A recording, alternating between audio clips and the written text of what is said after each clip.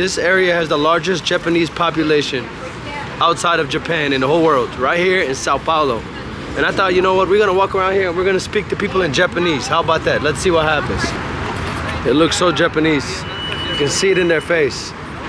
But they consider themselves Brazilian. They even sell Japanese soccer jerseys right next to the Brazilian ones. It's literally like Japanese culture blended in with Brazilian culture right here. The early 1900s, Japan was dealing with rapid modernization. And it had immigration treaties with certain countries, and one of those countries ended up being Brazil. And Brazil was actually actively recruiting workers.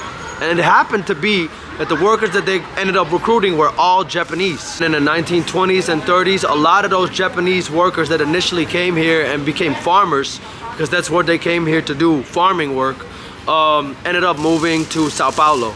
And then they kind of figured out their own neighborhood here, which is Liberdade. That's what it's called, Liberdade. Brazil now has the largest Japanese population outside of Brazil. 2 million Japanese people stay here. And we're gonna walk around here, we're gonna check it out, and you're gonna see a lot of Japanese faces. And we're gonna try to even talk Japanese with them and see if we can get into a conversation with some of these people and see what they gotta say. Konnichiwa. Let's see if we can talk. I'm just gonna keep saying hi until somebody gives me the answer that I wanna hear. Let's see if anybody here is willing to speak Japanese with me. Let's see what happens. Let's see if anybody here. Konnichiwa. Konnichiwa. Konnichiwa. Japanese? Nice, nice, nice. All right. They have like a cool store, but we're looking for people that speak Japanese here. Let's see if we can find them, bro. Nihongo. Nihongo. No. No Japanese? No. No Japanese. Who speaks Japanese? Who speaks Japanese? We need to find the older generation. The older generation will speak it. Konnichiwa. Nihongo.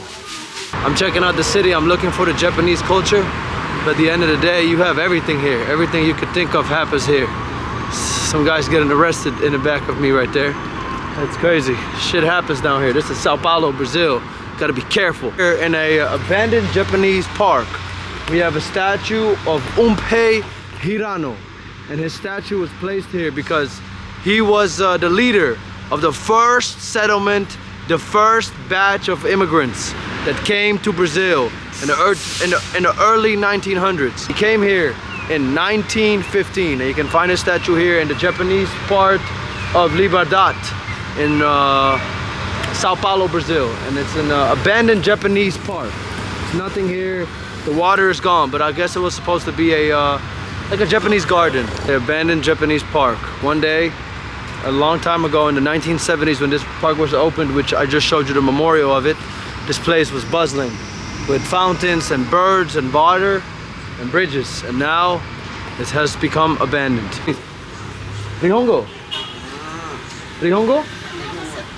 Wow. Nihongo o hanasamaku ka? Hanashimasu ka. Oh, wow, nice. He speaks Japanese. Very good, very good. Do you ever miss Japan? Do you ever go back? Porto Japon wa janta. You said, yeah, sometimes I do miss Japan. How long ago did he come here? 60 anos. 60 anos antes da chega para Brasil. You said he came here about 60 years ago to work. Wow. Fukushima. Means from where? Fukushima. Fukushima. Fukushima. 別に何もしたいと思わんよ。もう20回くらい日本に行っとるもん。I've already been to Japan about 20 times. Oh, wow. そうかな。どこって一番みんな好きだけど。別に特別好きなことがない。You said, well, I kind of like everywhere, but there's no one particular place I like the most. Okay. Okay. Arigato, sensei. Arigato. Ciao. Wow, that's all of what I wanted. That's special.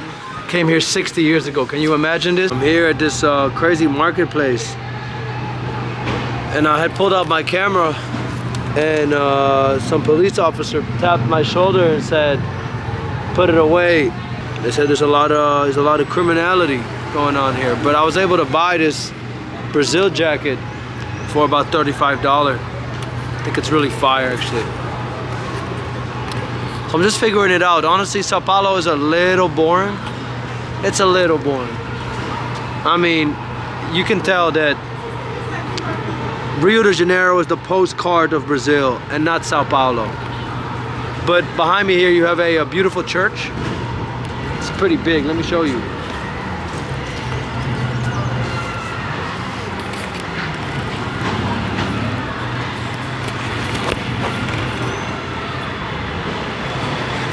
You know what I realized?